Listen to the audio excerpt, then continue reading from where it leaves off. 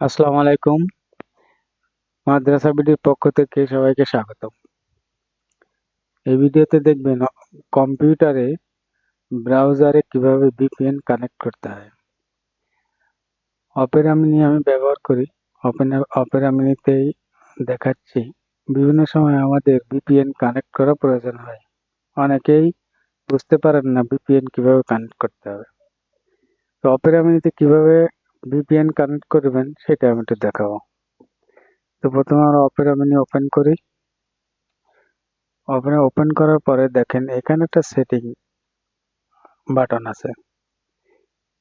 যদি আপনাদের কম্পিউটারে এটা না থাকে তাহলে এখানে ডাইন মাউস ক্লিক করে দেখেন এই যে সেটিং আছে, এখানে যেতে পারেন, অথবা সরাসরি এটা প্রেস করেও সেটিং এ আসতে পারেন।